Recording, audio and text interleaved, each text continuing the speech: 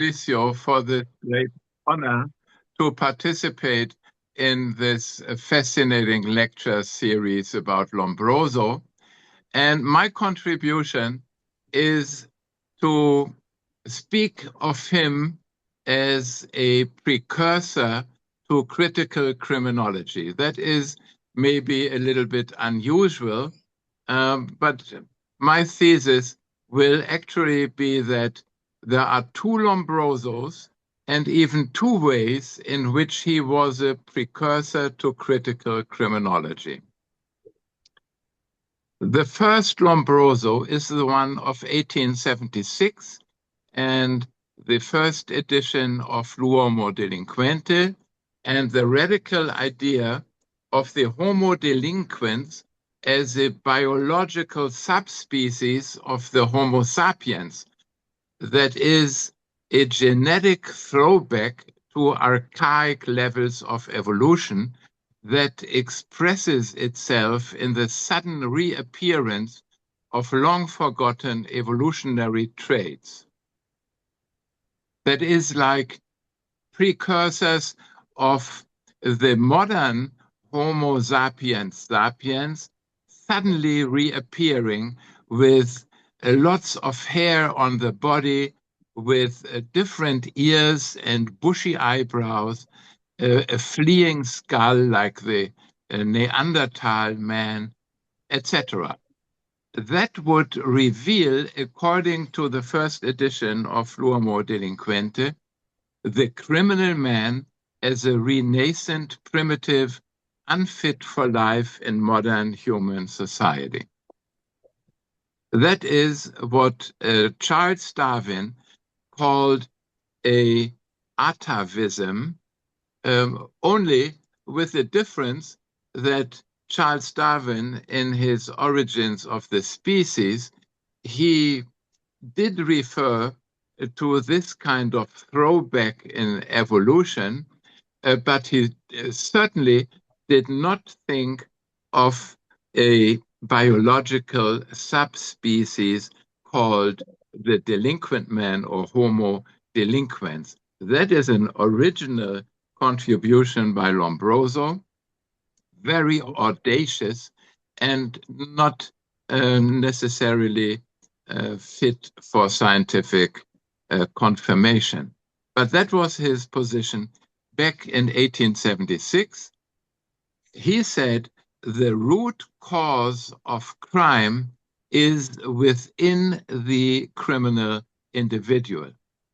There are some other cases of occasional criminals that are not real ones, but the real criminals, they make up about 70% of all criminals. And I, Lombroso, and my friend Ferry, you just show us some prisoners circulating in the courtyard, in the yard of a prison, and just by looking at them, we can tell you who is a rapist, who is a murderer, who is a born criminal. There might even be born thieves and other subtypes of delinquents. Just by looking at them, we can say this is a murderer or a rapist. This kind of Lombroso existed, but this picture of Lombroso was frozen until very recently. And it seemed that Lombroso never evolved, never learned, and never changed his scientific positions. When I was studying law, this picture of Lombroso really was used as a kind of bogeyman, a stereotype of the most terrible, archaic way of thinking about crime. And so, in a way, one might argue that as a stereotype, this Lombroso, frozen in time, for more than 100 years, also a stereotype in textbooks. Simply by being this stereotype, he provoked all kinds of radical counter statements, counter ideas, like a thesis already somehow incorporates its antithesis. This radical determinism can be seen as a precursor of critical thought just because it was so radical, deterministic, biologistic, that it had to give way to a number of people who were challenging this kind of theory. Like, for instance, he was known to be a very provocative guy, this Lombroso. He never was fearful of controversy. And many people loved to enter into scientific and even personal controversies with him. Without Lombroso's radical determinism, probably the school of Lyon by Alexandre Lacassagne would never have flourished so well. Lacassagne, as we know, was famous for stating that every society has the criminals it deserves. Without Lombroso, maybe people like Howard S. Becker's famous definition of deviant behavior as behavior that people so label would never have seen the light of day. And without the guy who believed that he could tell a criminal from a non-criminal just by looking at him, maybe Taylor, Walton, and Young would never have been motivated to write their famous New Criminology around almost exactly 100 years after the Uomo Delinquente. And as we know, their New Criminology is something like the birth certificate of criminology, critical criminology. In this sense, I think we could see Lombroso as a midwife at the birth of critical criminology, a male midwife, an accoucheur malgré lui-même, against his will, he sort of provoked the antithesis to his radical biological view. If you say that all real crime is genetic, then of course you provoke the birth of a number of counter statements that will try to prove that crime, the roots of crime, are not within the individual, but in the social conditions and in learning processes and processes of definition and labeling. But that is not my main point. More importantly, there is a defrosted Lombroso, the Lombroso who is not frozen anymore, but who now appears since Nicole Rafter, especially, and the recent handbooks on Lombroso, as a guy who was able to change his views, to learn, to adapt new ideas, to integrate new ideas, and to also even radically change his positions. This defrosted Lombroso, he learned after 1876, he modified his theories, and as we all know, at the 5th edition of L'Uomo Delinquente, the ratio to which the born criminal was present in all criminals had dropped from around 70% to only about 30%, with leaving around 70% of all criminals to outside influences with not that much genetic influence. One of the most prominent followers and friends of Lombroso, Enrico Ferri, as we know, was a socialist.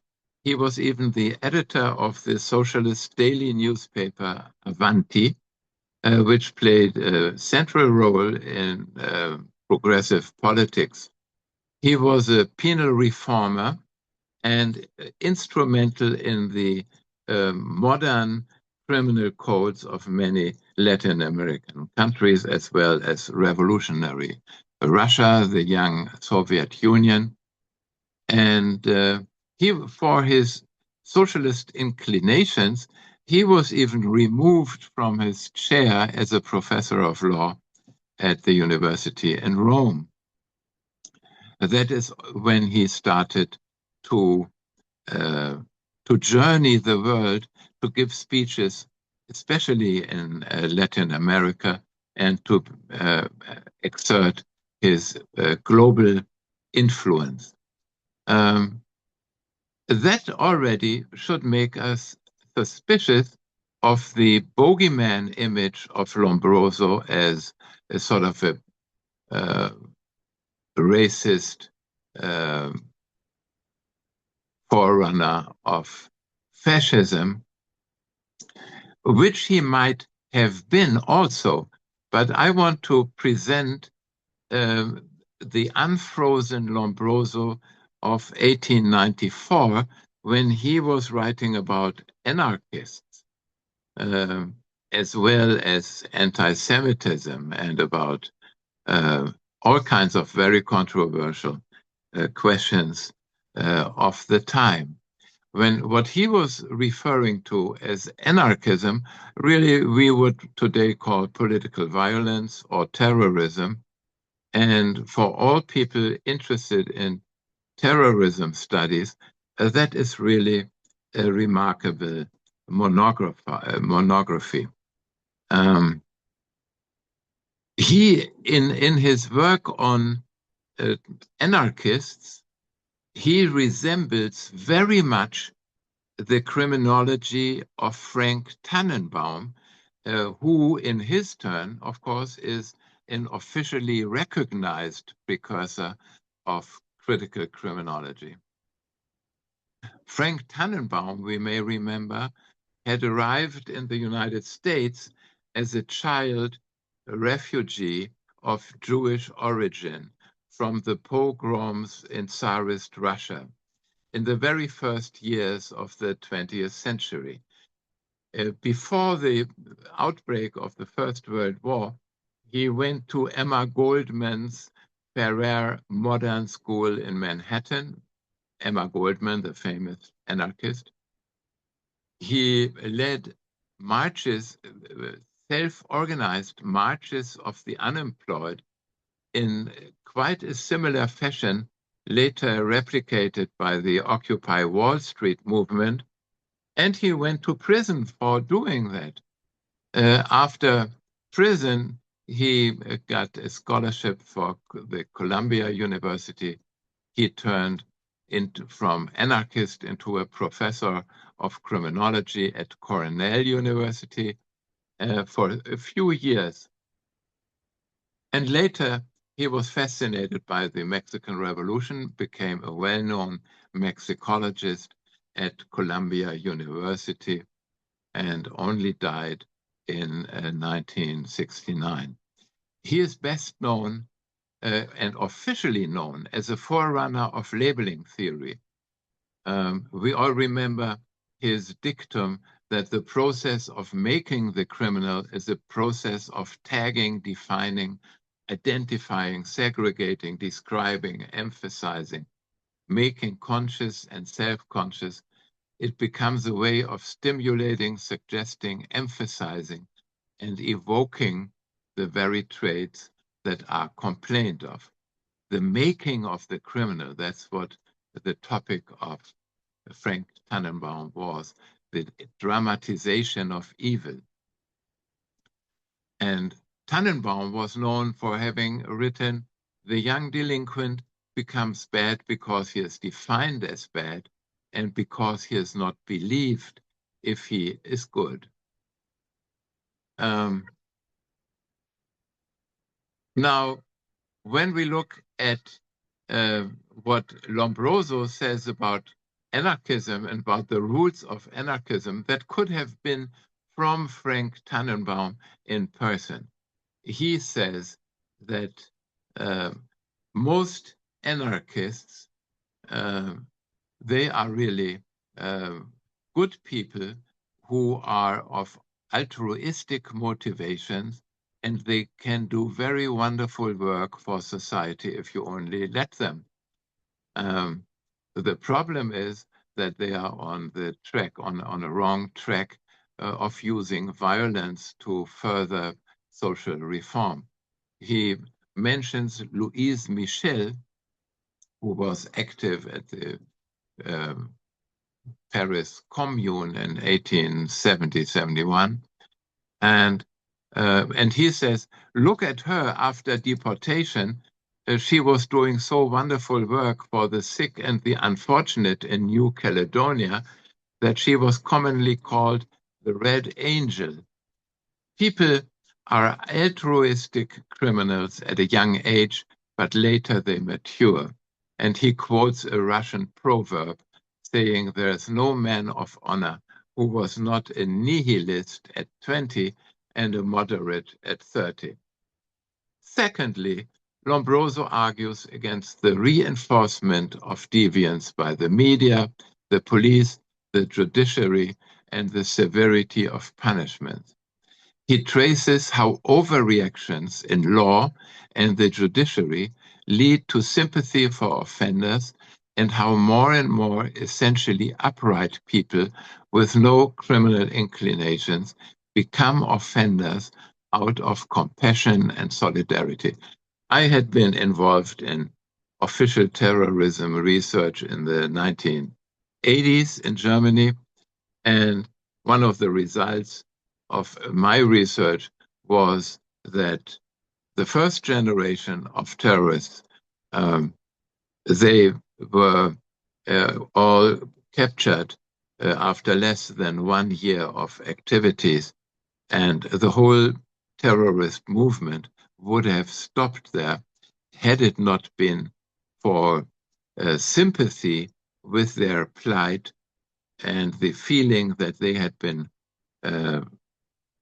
treated unfairly by the state,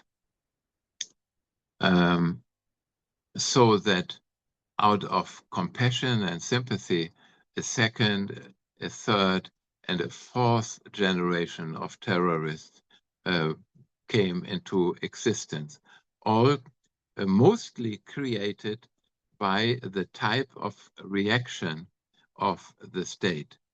And this is completely in line with the social reaction approach in criminology and critical criminology.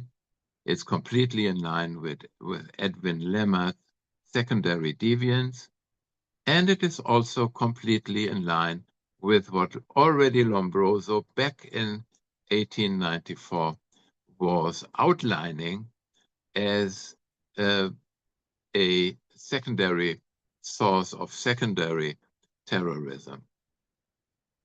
And he gives a lot of examples for that. And then he comes to the conclusion, the purification of anarchism is merely a result of persecution, of emergency laws, executions, and the widespread sense of injustice in the political and judicial systems. He comes to the conclusion, we must not restrict freedom of the press, but rather promote it. We must not react with self-righteousness, but be open to reform. Even the church fathers preach disobedience against unjust laws and governments. And there's no way around improving the educational system, reforming the economic and political systems. The direction must be this. We must attack the general discrecy at its root. Now, this term is very unusual.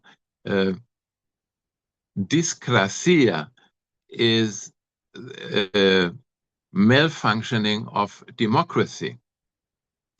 He calls it dyscracy instead of democracy. The most radical remedies will always be those that prevent the excessive accumulation of property, power, and wealth, while at the same time ensuring that the intelligent and capable people in the population can progress in society. He is arguing against the polarization of incomes, of wealth, and he argues explicitly in favor of socialism, but not a Buddhist socialism, he says, that just sits there and waits for things to get better. He actually expressively uses this term of a Buddhist socialism. Other people would speak of attentism. Lombroso, he says, the socialists should go ahead with more fervor, more energy, because it's urgent to have a land reform, labor law reform. We have to have political decentralization, a progressive income tax, and we must coalesce with other forces in society to abolish war as a means of politics. Now, this was the unfrozen Lombroso. Who's not frozen into the stereotype of Lombrosianism of our textbooks. That is a very vivid, energetic precursor of critical criminology. Not only indirectly, but directly, like we can take what he says and we can trace the ideas all the way to the 1960s and 70s and 80s. And what Frank Tannenbaum said in the 1930s, the official precursor of critical criminology, Cesare Lombroso could have said equally. Actually, that's also kind of an essence of his thinking in the 1890s.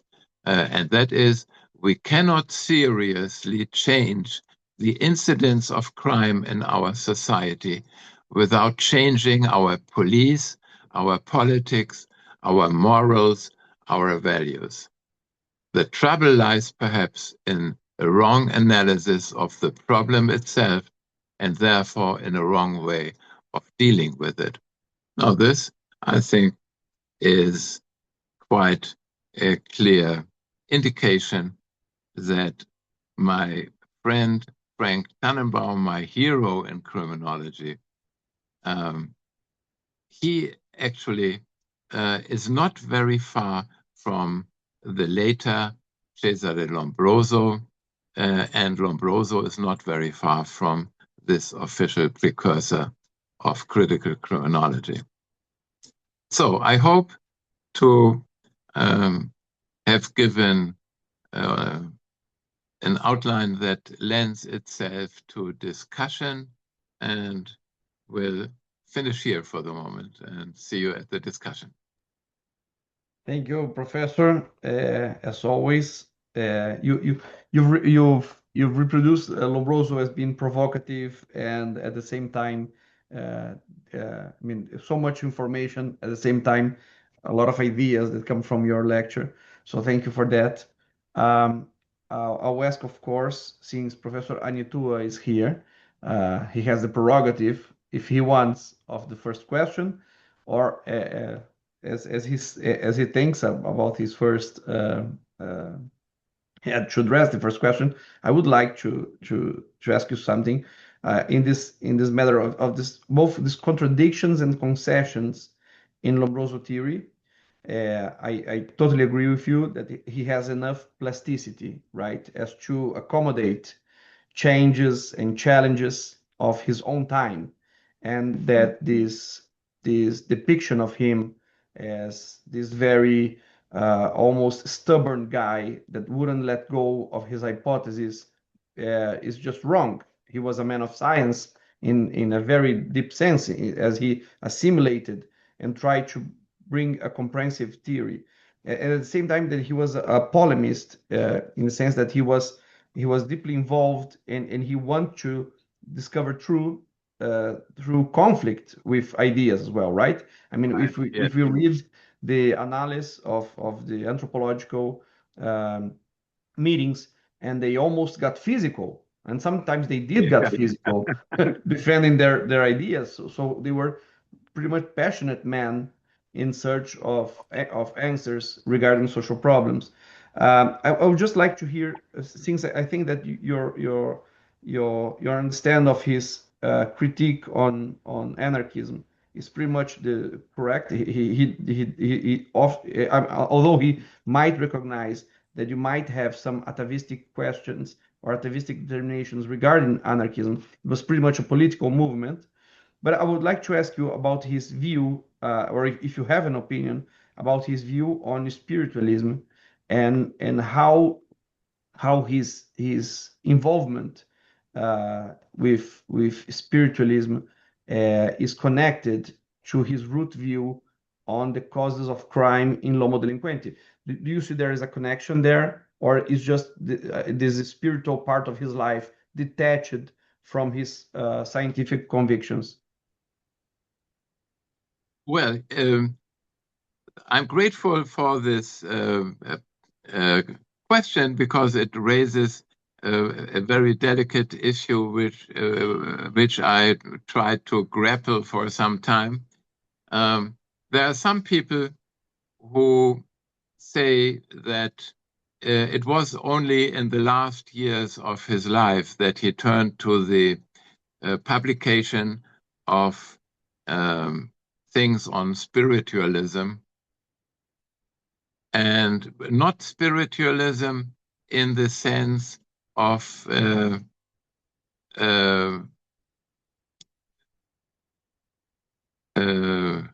espírita, but very close to mesmerism and lifting tables by mere thoughts. And so there might be an overlap with the espírita, but there was also the idea that he could apply positivistic scientific methods to prove the existence and the workings of these things. One of the famous things I remember in his book is the photograph of an invisible hand. So he really believed that was a good subject for positivist science. For one thing, that was, of course, not so different from what Sigmund Freud did, who was trying to make a science out of dreams and connect them and make a valid theory of human development and passions, and use things that in everyday life would not be considered serious things, like dreams, to really come to the core of existential questions. Some people say he fell prey to people who were just scams. There was a famous medium that was supposed to have seduced him into believing her scam. Some people also refer to his age and senility. They say he was suffering from arteriosclerosis, and you couldn't take very seriously what he was saying at that age anymore. For me, it's there is something that not only concerns Lombroso, it also concerns Auguste Comte, the founder of La Philosophia Positive and empirical sociology. And Auguste Comte, as we know, also had a side of things completely opposite to empirical research, which was his own private religion that he sort of founded in remembrance of his great love.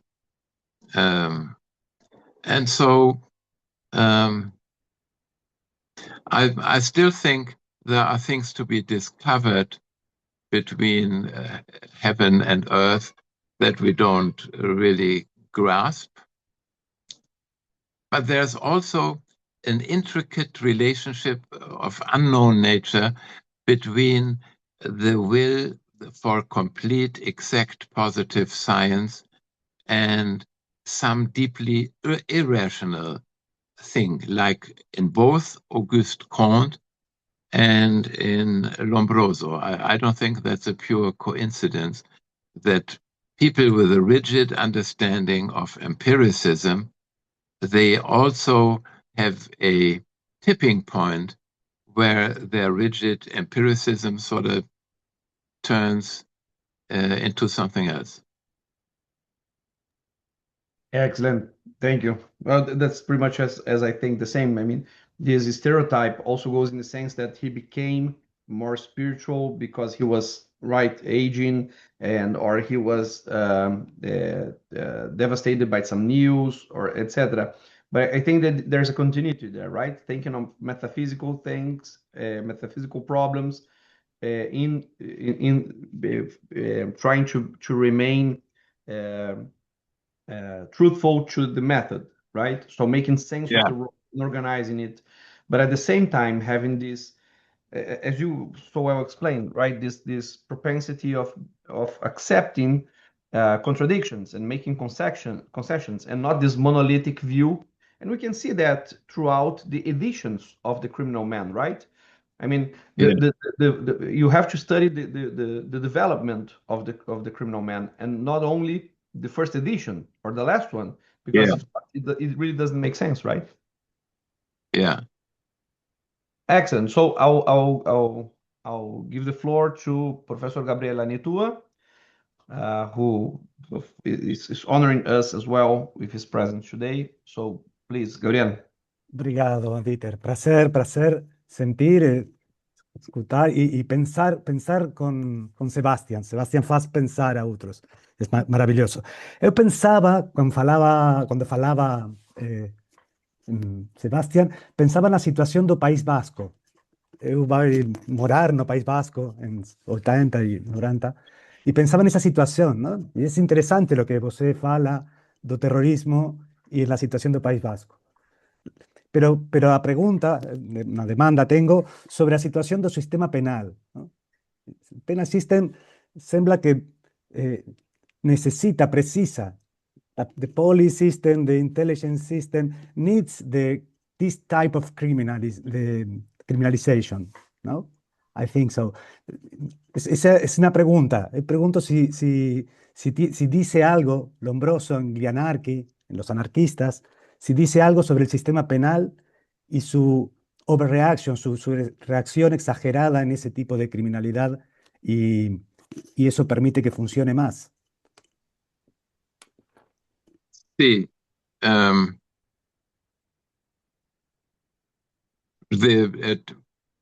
Terrorism is one of the cases in which the state is a judge in its own matters. It's not citizen A is killing citizen B like a normal murderer, and the state is an impartial observer and judge.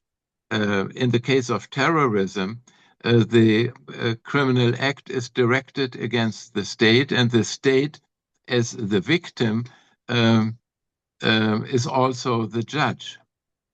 And that is, in a way, of course, it's contrary to the old Roman motto, nemo iudex in causa propria, that nobody should be the judge in his own matters. But in the case of terrorism, where a criminal act is directed against the state itself says, well, I will be the judge in this case. This explains partly the overreaction, because suddenly the state feels touched at its very core. Like the Red Brigade said, we are attacking the heart of the state. And that is exactly how the state feels it.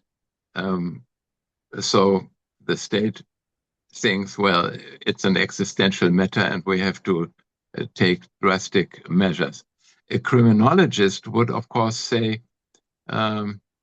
beware of overreactions. You can kill the rule of law if you overreact, and you will kill exactly what you're supposed to protect as a state. But here, as a political scientist, would probably resort to the concept of nested games. That is, in game theory, the case in which a player is playing two games at one time. You have to play the game of fighting terrorism or preventing terrorism. That is one game. And the other game is to reassert the power and the majesty of the state as the only institution that has a legitimate monopoly of physical violence. And when that is challenged, this second game of reaffirming the power, the omnipotence of the state is much more important than preventing terrorism. Mm-hmm. So the more important game makes for the creation of second and third generations of terrorists, because that is the costs for winning the most important game. The game of preventing or combating terrorism is of secondary importance only, and the state takes into account, like a dolus in eventualis, the emergence of secondary deviants and of other second and third generations of terrorists. I don't know if I made that clear, but that's how I think about it. Excellent. So thank you. We have the possibility of further questions, at least one or two more. But as usual, Sebastian, I also have one other question that I would like to address you, and that's the role of Lamarckism within Lombroso thought, because I think that he, at least on the first editions of L'Homo Delinquente, he doesn't grasp necessarily the core of Darwinism, because he has to admit that certain traits that are acquired during the course of life are hereditarily transmitted. So he's thinking as a Lamarckist many times, and in that sense, he can say that through socialization, you can become worse or better, depending on your life course, right?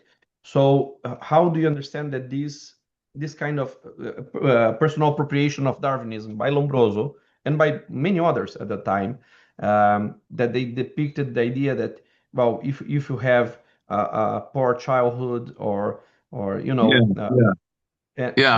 I get what you mean.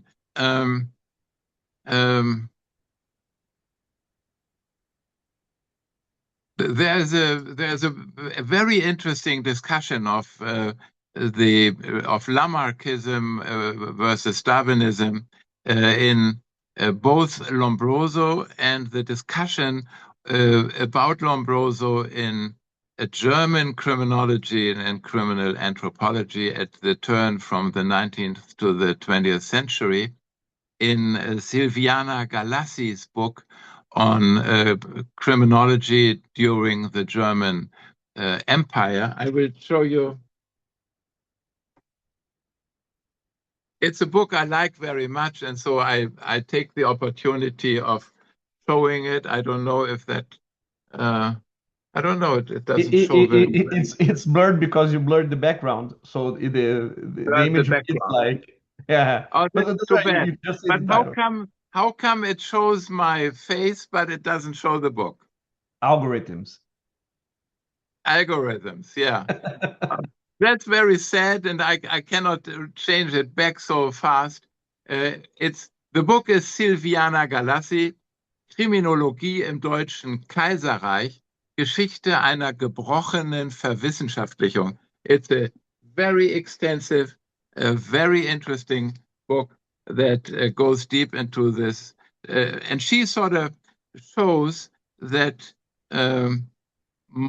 even more than Lombroso, who was not really clear in his distinction between atavism and every now and then traits of Lamarckism, but even more so in the German reception and repudiation of Lombroso's thoughts, the theory of degeneration entered into this sort of unclear field between Lamarckism and Darwinism and atavism, things that logically are mutually exclusive.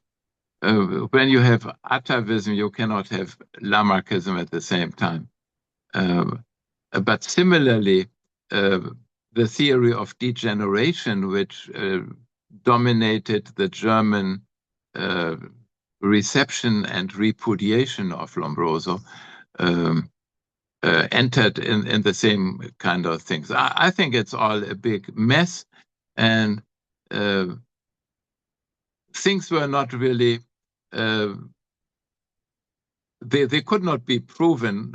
Neither this nor that could be proven, and people were getting at each other's throats without having proof of their ideas. And actually what was behind all this struggle was more the question, can we improve and correct these people, or are they lost? Should we incapacitate them? Can we only incapacitate or eliminate them, or can we reform them? And depending on your degree of optimism and social policy, you would adopt this or that theory. Like many times in criminology, political will and political convictions tend to shape one's theoretical convictions. Yeah, and that's even, if you come to think about it, even as the generation and this perspective on this modularized Lamarckism, and if you think like Sweden, they have positivics, eugenics, in the sense of, well, they're progressive and they're producing, and in some states they do have negative eugenics, right? The sterilization and so it's eugenics, but it's under the rule of a political perspective, as how should be directed then. Yeah, right. Yeah. It's like with Terry Moffat's two-path theory of delinquency, with lifelong delinquents, lifetime persistent delinquents on the one hand, and adolescence limited delinquents on the other hand. You can say, well, if there are lifetime persistent delinquents, the only thing you can do is to make them incapable of committing crimes by locking them up all lifetime. But you can also say, well, these kind of people, they do exist, but we can, by early intervention and social support, we can prevent this lifetime prevalence. And so, like you say about the Swedish eugenics, many of these theories really could lend themselves to a humane policy, but also to an inhumane one. And over the centuries, you always have the same questions, but different vocabulary. We do have time for one last question, Sebastian, if there's someone willing to.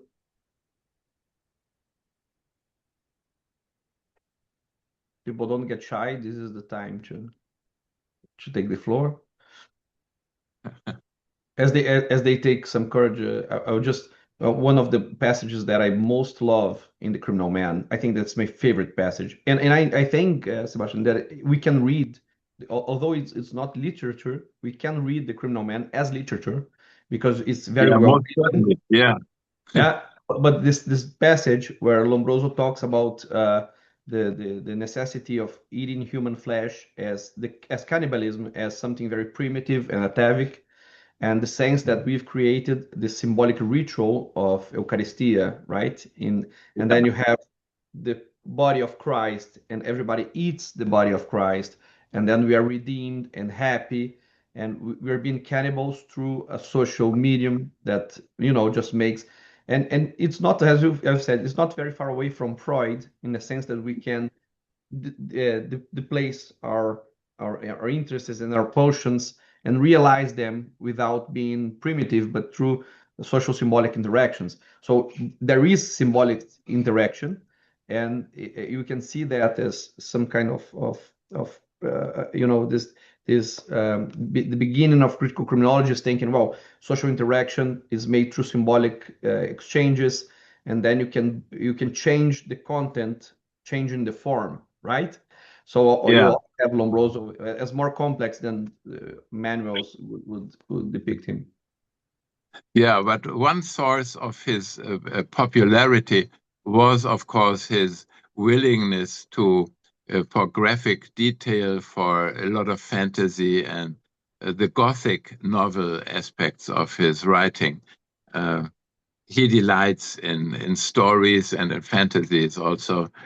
So that is certainly one of the many traits of this multifaceted genius. Well, last chance for everybody. Would someone like to pose a question? No? I think people are maybe shy or maybe just overwhelmed, Sebastian, by your lecture. It's fine with me.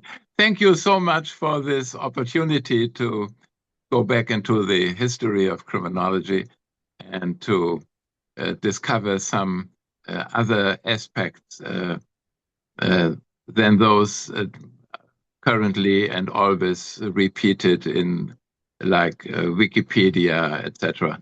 I consulted the English Wikipedia on Lombroso and Ferry, and I was shocked really about the amount of ignorance that prevails there. I was very sad because in other contributions, this encyclopedia is very fruitful and very good, but I was very disappointed with these entrances there. If you can please take a look at the Ferry quote in Wikipedia in Portuguese that was made by my students. So if there's anything out of line there, just let us know. Yeah, I will gladly have a look. That is interesting. Very good. This was actually when my first exam for my students in University of São Paulo, the very first year, was that each one of them have to do one separate quote of Wikipedia. Yeah, very good. I love that. I love that method. That's very good, very exigente também. mas muito bom. So, thank you, Sebastian. Thank you all for participating on this. We're still celebrating this very, very long birthday of this magnum opus that's the criminal man, the Homem Delinquente. Thank you again. Hope to see you soon in Brazil as well. And, you know, I mean, all the criminological communities, right, at your disposal with everything, even with nowadays nice. Political struggle, right? So, yeah, you're right. It was very nice to be with you virtually. And thank you so much again. Thank everybody. And especially also Gabriel Anitua. It was nice to see you again. And until hopefully very soon. Bye-bye. bye-bye, Sebastian. Bye, everyone. Bye-bye.